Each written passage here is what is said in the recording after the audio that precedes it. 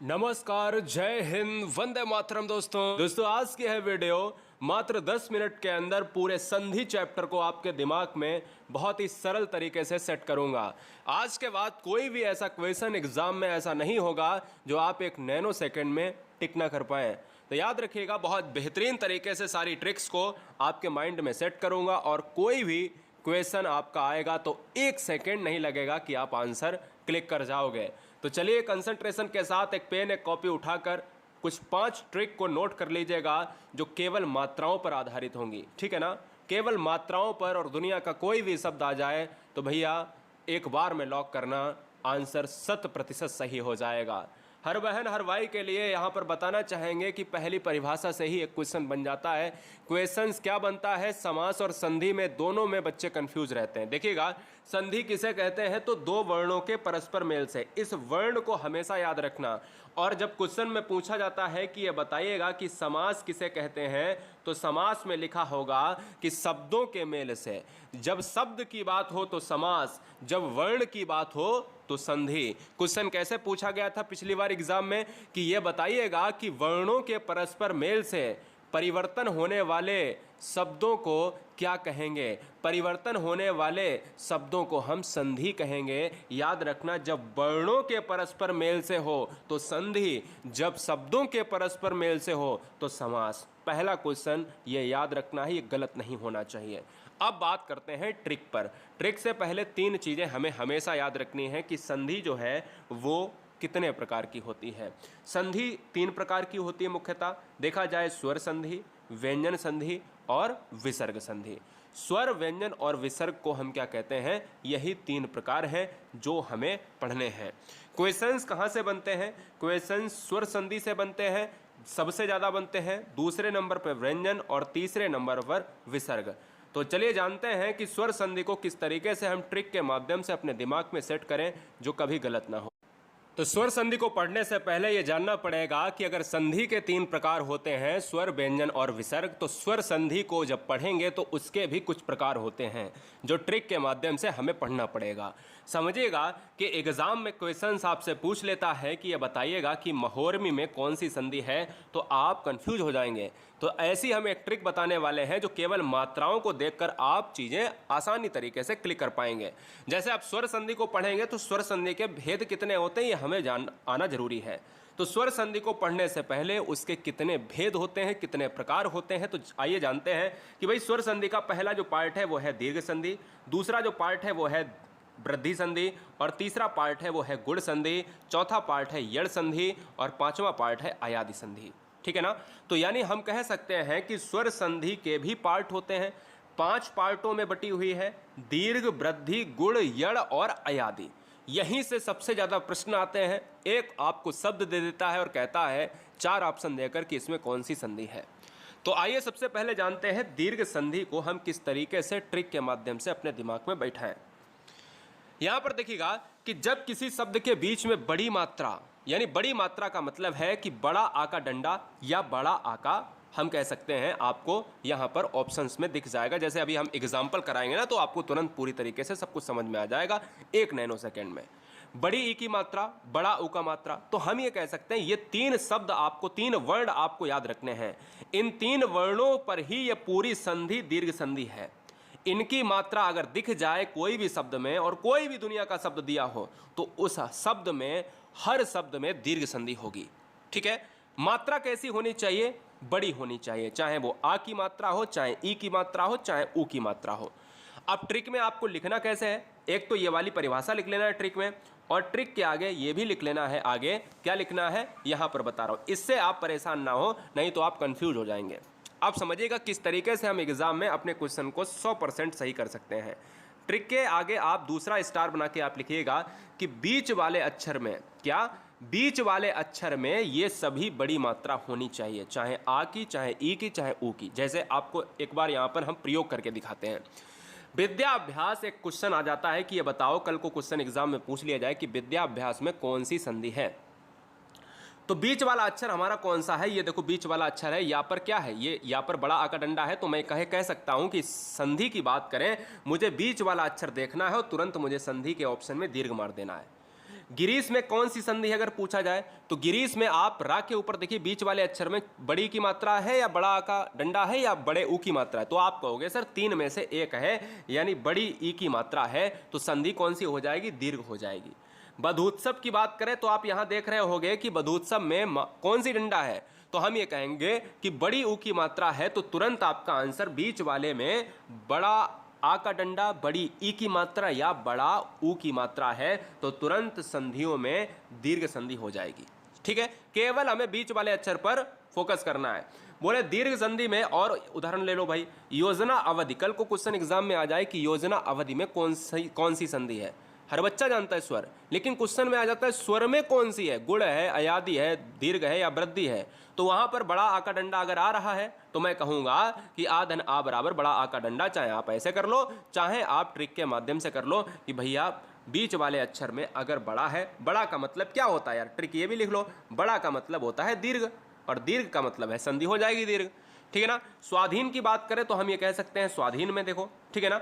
अगर मैं आपसे बात करूं कि भाई सर्वाधिक में, तो सर्वाधिक में आप देख लो, अंडाकार में आप देख लो, अल्पायु में देख लो आप। ठीक है, तो हम ये कह सकते हैं कि मात्राओं को देखा जाए तो बड़ा आ का डंडा बड़ी ई की मात्रा और बड़ा ऊ की मात्रा है, तो वहां पर दीर्घ संधि हो जाएगी। ठीक है, अब बात करते हैं गुण संधि, जो एग्जाम में बहुत ज्यादा पूछा जा रहा है आजकल क्वेश्चन। गुण संधि एग्जाम में कैसे पूछी जा रही है? गुण संधि में केवल आपको बहुत सिंपल सी ट्रिक लगानी है।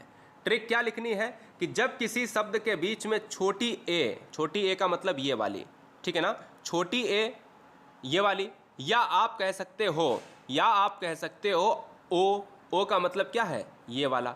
छोटी ए का मतलब क्या है, छोटी ए का मतलब ये वाला, और छोटा ओ का मतलब क्या है, एक तो बड़ा ओ ऐसे हो जाता है और एक जो है आपका क्या हो जाता है, ओ हो जाता है छोटा। तो आप ये कह सकते हो कि अगर इस डंडे के ऊपर ये मात्रा है और अर आ रहा है, ऋषि आ रहा है, तो वहां पर दुनिया के हर शब्द में गुण संधि होगी। जैसे इस री को पहले बाद में हम देखेंगे।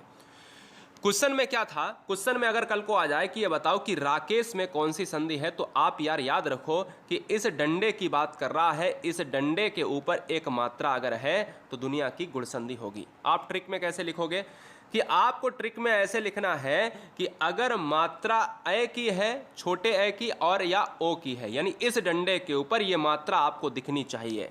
जैसे सुरेंद्र में कौन सी संधि है, तो सुरेंद्र में आपको इस सुरेंद्र से मतलब नहीं है, इस मात्रा से मतलब है। अगर एक मात्रा आ रही है तो तुरंत आप आंसर लगाइएगा गुण संधि। ठीक है। गणेश में कौन सी संधि है, इस गणेश से मतलब नहीं है, इस मात्रा को देखिएगा, अगर डंडे के ऊपर एक मात्रा है तो तुरंत आप गुण संधि लगाइएगा। हमें सूर्योदय में देखिएगा, सूर्योदय में हमें इस सूर्योदय से मतलब नहीं है, हमें तो इस मात्रा को देखना है, अगर एक मात्रा है तो गुण संधि लगानी है।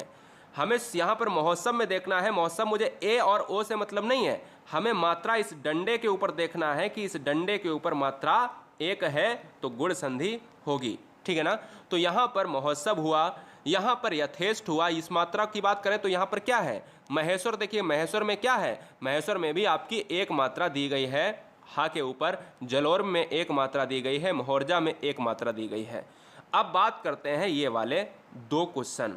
ये दो क्वेश्चन यहाँ पर और समझाने की बात है कि अगर ब्रह्मर्षि आ जाए, महर्षि आ जाए, ठीक है ना, कुछ भी आ जाए, ऋषि वाले वर्ड अगर आ जाए तो वो भी वहाँ पर आपको गुण संधि लगानी होगी।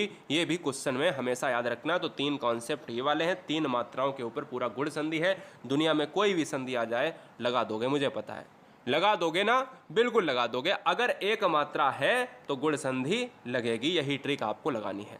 गुण संधि के बाद आपको यड़ संधि देखना है। यड़ संधि से पहले हम आपको वृद्धि पढ़ा देते हैं, यड़ संधि बाद में अभी पढ़ाएंगे, वृद्धि पहले पढ़ लो, समझिएगा। अभी मैंने कहा आपको वृद्धि लिखनी है, ठीक है ना, यड़ बाद में लिखनी है, वृद्धि के बाद, समझ में आ जाएगा, इसलिए मजा आ रहा है। देखिए हमने अभी आपसे कहा कि डंडे के ऊपर एक मात्रा है तो गुण संधि हो जाएगी, कोई दिक्कत। अगर मैंने कहा आपसे कि अगर दो मात्राएं मैं कर दूं डंडे के ऊपर, तो एक बढ़ने का मतलब क्या है, एक की बढ़ोतरी अगर मैं कर दूं तो बढ़ने को हम क्या कहते हैं, वृद्धि कहते हैं ना। तो बस इतना ही याद रखना, यही ट्रिक है। जब किसी शब्द के बीच में बड़ी एक की मात्रा यानी ये मात्रा, और जब ऐसी मात्रा बड़े औ की मात्रा, तो वो भी हमें इससे क्या मतलब, डंडे से हमें इस डंडे के ऊपर देखनी है क्या दो मात्राएं हैं। तो अगर दो मात्राएं आ रही हैं तो वृद्धि संधि होगी, तो आपको ट्रिक में क्या लिखना है, आपको ट्रिक में ये लिखना है कि इसके ऊपर 2 मात्राएं होंगी, तो आपको ऐसे लिख लेना है, इस तरीके से यहाँ पर वृद्धि लिख देना, ऐसे ही बना लेना है। और गुण वाले में कैसे लिखना है, 1 मात्रा है तो गुण वाले में ऐसे लिख लेना है, ठीक है ना, जैसे राकेश का के ऊपर 1 मात्रा। ऐसे ही दोस्त यहाँ पर एक क्वेश्चन आता है कि महेश्वर्य में कौन सी संधि है, तो महेश्वर्य में वृद्धि संधि है। दंत्योष्ट में कौन सी संधि है, दंत्योष्ट में वृद्धि संधि है, ठीक है ना, क्यों, क्योंकि डंडे के ऊपर 2 मात्राएं। राजेश्वर्य में कौन सी संधि है, तो राजेश्वर्य में वृद्धि संधि है, यहाँ पर वृद्धि संधि है, यहाँ वृद्धि है। परमौषध में, अरे भाई परमौषध मैंने ऐसे लिखा, परमौषध मैंने ऐसे लिखा, तो मुझे परमौषध से मतलब नहीं है, मुझे इन मात्राओं से मतलब है, तो यहाँ पर संधि क्या हो जाएंगी, वृद्धि हो जाएंगी। मतैक्य में, महोजस्वी में, सभी में वृद्धि संधि है। समझ में आया, तो एक बार सभी बच्चे स्क्रीनशॉट भी ले लें। क्लियर है, कोई भी क्वेश्चन एग्जाम में आए तो यहाँ पर क्वेश्चन हल हो जाएगा। चलिए यड़ संधि की बात कर ले। यड़ संधि में अगर जब किसी शब्द के बीच में या बा रा के साथ अधूरा शब्द आए तो वहाँ पर यड़ संधि होती है। कितनी सिंपल सी ट्रिक है। या वा रा जो भी अंतः स्था व्यंजन वर्ड होते हैं ना, उनके ऊपर अगर कोई अधूरा वर्ड आ जाए, आधा लटका हुआ वर्ड आ जाए, जैसे अत्यावश्यक, नद्यार्पण, अन्वित, स्वागत, मात्रांध, पित्रादेश, प्रत्येक, तो हम ये कहेंगे कि इन सभी में आप देख रहे होंगे कि त्रा जो बना है ना, ये त्रा किससे बनता है, आधे ता और रा से बनता है, सभी बच्चे जानते हैं। ये वा के ऊपर, ये देखिए वा है, वा के ऊपर क्या कह रहा है, अधूरा शब्द आया, वा के ऊपर ना अधूरा आया है, या के ऊपर दा अधूरा आया है, या के ऊपर ता अधूरा आया है, ता के ऊपर रा अधूरा आया है ना, ता के ऊपर रा अधूरा आया है, या के ऊपर ता अधूरा आया। तो मैं ये कह सकता हूं कि इन सभी शब्दों में अगर या वा रा के ऊपर अधूरे शब्द हैं, अधूरे वर्ण हैं, तो वहां पर यड़ संधि होगी। ठीक है, बहुत बढ़िया। चैनल को सब्सक्राइब कर लें। रोजाना हिंदी का मॉक टेस्ट होता है रात के 8 बजे और पूरी तरीके से हिंदी को कंप्लीट कराया जा रहा है विद ट्रिक के साथ।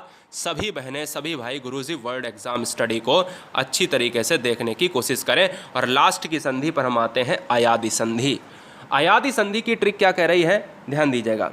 अयादि संधि की ट्रिक कह रही है कि जब किसी शब्द के बीच में या और वा का उच्चारण निकले तो वहां पर अयादि लगा दो। मैंने कहा दिमाग लगाओ ना, अयादि में कितने अक्षर, 3 अक्षर, और जितनी भी संधि अयादि की होंगी वो लगभग 90.99% दोस्त यहाँ पर 3 अक्षर की हैं। ठीक है, पवन हुआ, पावन हुआ, पावक हुआ, नयन हुआ, शयन हुआ, नायक हुआ, गायक हुआ, भवन हुआ, श्रवण हुआ। अगर कल को श्रवण भी आ जाए क्वेश्चन में, कल को श्रवण भी क्वेश्चन में आ जाए तो वहाँ पर भी आपको लगाना होगा। ठीक है ना, तो ये नयन, शयन, नायक, गायक, पवन, भवन, पावक, ये सभी संधियाँ ऐसी हैं जो 3 अक्षर की हैं, और 3 अक्षर की संधि 3 अक्षर के साथ अयादि के साथ जहाँ पर या वा का उच्चारण निकले आपको। ठीक है ना, बहुत बढ़िया क्वेश्चन है और ज़बरदस्त तरीके से यहाँ पर क्वेश्चन बनता है।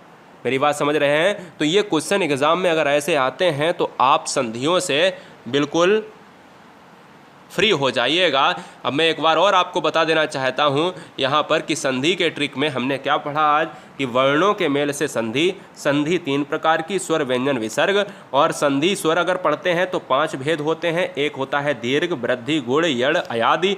और अगर दीर्घ को पढ़ना है तो बड़े एक की मात्रा यानी बड़ी मात्रा, बड़ी मात्रा में 3 चीज़ें, या तो आ की मात्रा, या तो ई की मात्रा, या ऊ की मात्रा। क्यों बड़ी? बड़ी का मतलब है, ट्रिक क्या है, बड़ी, बड़ी का मतलब है, बड़ा का मतलब है दीर्घ। ठीक है, तो दीर्घ संधि में बीच वाले अक्षर को हमें देखना है। संधि को करते समय में बीच वाले अक्षर पर देखना है कि अगर बड़ी आ का मात्रा आ रहा है, बड़ा आ का मात्रा आ रहा है, बड़ी ई की मात्रा आ रहा है, या बड़ा ऊ की मात्रा है, तो वहाँ पर क्या हमें लगाना है, वहाँ पर हमें लगा देना है भैया, वहाँ पर हमें लगा देना है दीर्घ संधि लगा देना है। ठीक है, हम गुण संधि में देखते हैं तो मैंने कहा डंडे के ऊपर अगर 1 मात्रा है तो यहाँ पर ऐसे आप लिख लीजिएगा, गुण संधि हो जाए। तो जितनी भी मात्राएं आपको दिख रही हैं वो सभी मात्राएं क्या हैं, वो सभी मात्राएं दोस्त यहाँ पर गुण संधि हैं। यड़ गुण से पहले मैंने वृद्धि को बताया आपको कि वृद्धि संधि में अगर एक मात्रा थी तो मैंने कहा गुण संधि है, अगर मैंने कहा दो मात्राएं हैं तो वृद्धि संधि हो जाएगी, कोई दिक्कत। तो यहाँ पर जितनी भी मात्राएं दो की बात करें तो वहाँ पर आपको लगा देनी है वृद्धि संधि। हमने कहा यड़ संधि है, यावा रा के ऊपर कोई आधा अधूरा वर्ड लटका हुआ है तो मैंने कहा वहाँ पर क्या हो जाएगा, शब्दों के रूप में वहाँ पर हो जाएगा यड़ संधि। अगर मैंने आपसे कहा दोस्त अयादि संधि की बात करें तो अयादि संधि में 3 शब्दों की बात करें तो 3 शब्द हैं, अयादि संधि के साथ 3 वर्ड की बात, तो भाई अयादि को लॉक करेंगे। तो अब इसके बाद हम जो है टेस्ट पेपर लगा लेंगे संधि का, और रात के 8 बजे तो पूरी तरीके से ऑल चैप्टर का मॉक टेस्ट होता ही है। और साथ में मैं बताना चाहता हूं आप सभी को कि यहां पर हम विसर्ग संधि को भी पढ़ने वाले हैं। तो love you guys, thanks for watching video गुरु से वर्ड एग्जाम स्टडी। तो लाइक तो बनता है, चैनल को सब्सक्राइब जरूर करें यदि आपको हॉनेस्टी तरीके से, पूरी तरीके से, ईमानदारी तरीके से सिलेक्शन चाहिए। Love you guys, thanks for watching video गुरु से वर्ड।